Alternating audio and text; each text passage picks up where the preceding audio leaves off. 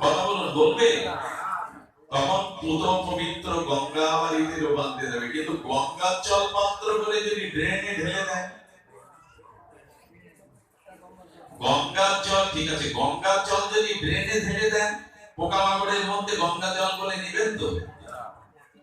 তার মানে মন যদি ভগবানকে না দেন, তাহলে ওই মনই বলবে আমার জায়গায় আমায়। ওই যে আগুনটা, শিখাটা ঊর্ধ্ব দিকে যেতে চাইছে, ওর গতি ওই দিকে।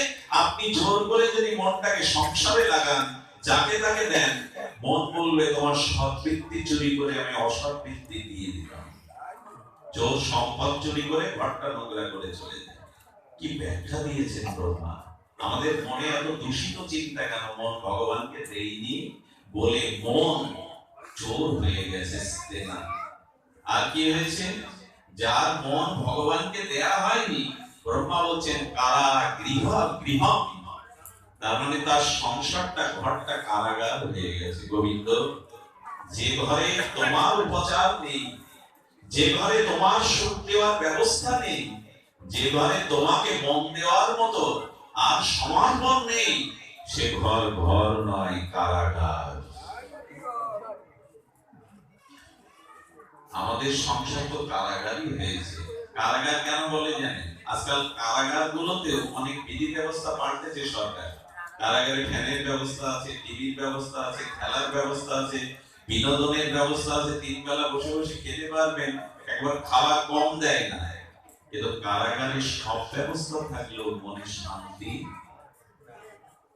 আমাদের ঘরগুলো বিল্ডিং হয়েছে, ঘরের ভিতরে দেখবেন কেমন সাজানো, একবার পরিপাটি করে শিল্পের মতো সাজানো, কিন্তু শান্তির অভাব।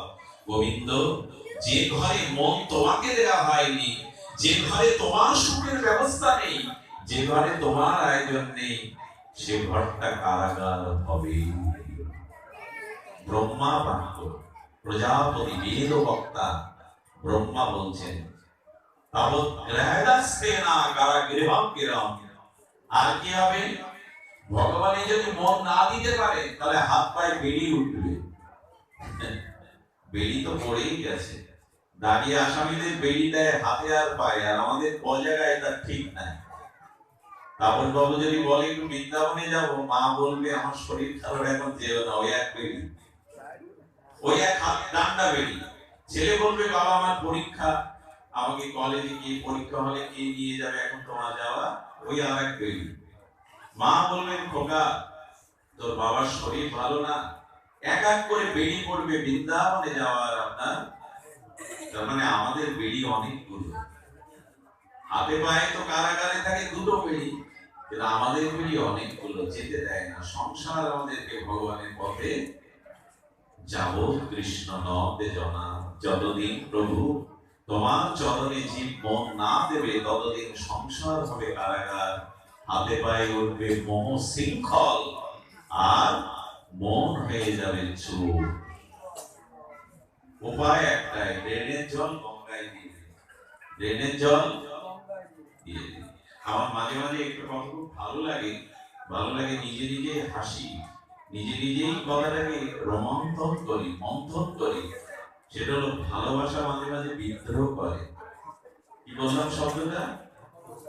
ভালোবাসা মাঝে মাঝে বিদ্রোহ করে। কেমন জানেন? ছেলে মারা গেছে কোন পিতা, চিতায় যখন লাশটা পুড়ছে, তার অতীত স্মৃতিগুলো মনে পড়ছে, মনে পড়তে পড়তে চোখ দিয়ে নোনা জল পড়ছে। তখন ওই পুত্রকে যে ভালোবাসাটা দিয়েছিল পিতা, ওই ভালোবাসাটা ভিতর থেকে বিদ্রোহ করে বলছেন আজ প্রতিশোধ নিলাম, তুমি আমার জায়গায় আমাকে যেতে দাওনি। ভালোবাসা বলছে আমি গোবিন্দ চরণে যেতে চেয়েছিলাম, দাওনি, তাই আজ প্রতিশোধ দিলাম। সেই প্রতিশোধ যখন বলে ওঠে যে আমি আজ প্রতিশোধ দিলাম, আমাকে আমার জায়গায় দাওনি, সবটুকু ওই পুত্রকে দিয়েছিলে, ভগবানকে দাওনি। এই জন্য তখন কি বলে জানেন ওই পিতা? এই জগতে আর কাউকে ভালো বাসবো না, বলে কিনা? খুব ব্যথা পেলে, খুব সম্পর্কের যখন ব্যথা আসে, তখন কি বলে? আর কাউকে জগতে ভালো। তার মানে ভালোবাসা বিদ্রোহ করলো, আমাকে আমার জায়গায় দাওনি।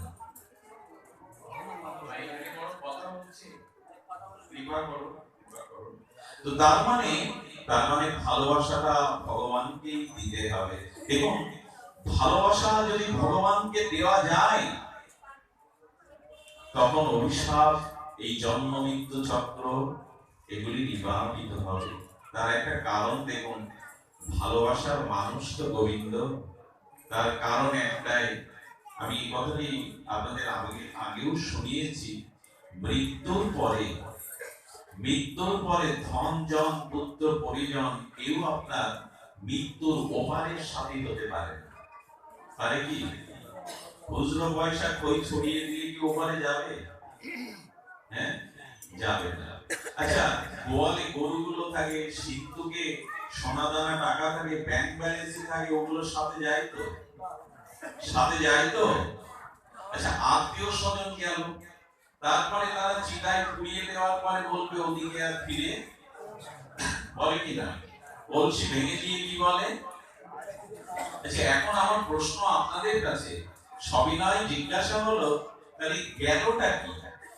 মৃত্যুর পরের পথে, এই জগতের শেষ সীমানায় শ্মশানের পরে সেই অন্ধকার পথে কে সাথী হবে আপনার?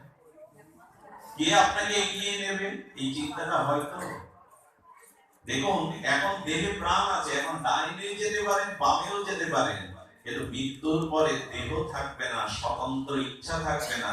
সারা জীবন যে কর্ম করেছেন সেই পথেই গতি হবে, ওদিন আর খাতির খাটবে না, ওদিন আর কারো অনুনয় বিনয় থাকবে না। যেমন কর্ম করেছেন ওই জাতীয় গতি আপনার হবে। তাই জীবকে ভাবতে বলা হয়েছে, তোমার শেষের সাথীকে খুঁজে পেয়েছো তো? পাইনি, আমি তো পাইনি। এই শেষের সাথী ভগবান। এই জন্য গোবিন্দের আর এক নাম দীনবন্ধু। মৃত্যুর পরে ওরা পুড়িয়ে যখন বলবে ওদিকে চেয়েও না, তখন গোবিন্দেরই বলবে, এই দেখ সবাই ফিরে গেছে, তোর এই রহস্যময় মৃত্যুর যাত্রার পথে আমি ছাড়া তোর কোনো বন্ধু নাই। এই জন্য সেই দিন গোবিন্দের একটা নাম দেওয়া হয়েছে দীনবন্ধু। যেদিন সব হারিয়ে যাবে, দরিষ্টি দন্তান্ন দিন মানে দিবস, আর দীর্ঘি দন্তান্ন দিন মানে যেদিন তুই সর্বহারা হবি, কেউ তোর সাথী নেই, বান্ধব নেই, সেদিন ওই ওপার থেকে দীনবন্ধু গোবিন্দ বলবে, না ঘরের ছেলে ঘরে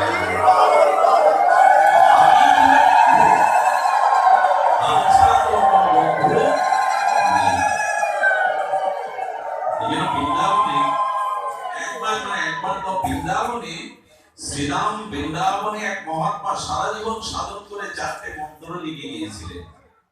মন্ত্রগুলো এত এত মারপিট না, বলে গুরু বিনা বন্ধু নাই, গুরু গোবিন্দ তো অভিন্ন, বলে গুরু বিনা জগতে বন্ধু নাই, নাম বিনা সাধন নাই, নামকে বাদ দিয়ে কলিযুগে কোনো সাধন নাই, আর নিতাই বিনা দয়াল নাই, নিতাইয়ের থেকে দয়াল কেউ নাই।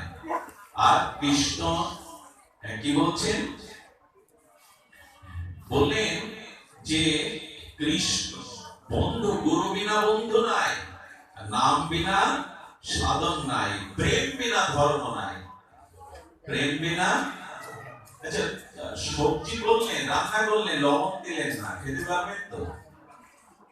খাদ্য সামনে আছে, ক্ষুধা নেই, রুচি হবে তো? ফুলের বাগান, ফলের বাগান লাগালেন, কিন্তু সেই গাছে ফুলও হয় না, ফলও হয় না, ওটা শোভা হবে তো? তেমনি ভগবানের যদি প্রেম না হয় তো সবই বৃথা, সবই বৃথা। বাগান করে কি হবে যদি ফুল ফল না হয়? রন্ধন করে আস্বাদন হবে না যদি ব্যঞ্জনে লবণ না দেন। ঠিক তেমনি ভগবানের মন না দিলে সবই বৃথা। কবে বুঝবো এই কথা? এই জন্য বারবার বলছেন, কেনা তসমাৎ কেনা উপায় ন মম কৃষ্ণ নিষেধয়া, যে কোনো ভয়ে মনটা ভগবানকে দাও, তাকে ছাড়া মন যাকে তাকে দিতে যেও না। এই জন্য আসুন, আমি একটি কথা নিয়ে, একটি ভাবনা নিয়েই একটু আপনাদের হৃদয়ে স্পর্শ করতে চাইছি, আপনাদের কৃপায়, গুরু মহারাজের কৃপায়। সেটি হলো, মন ভগবানের চাবে কি করে? এই প্রশ্ন এখন আমাদের সামনে।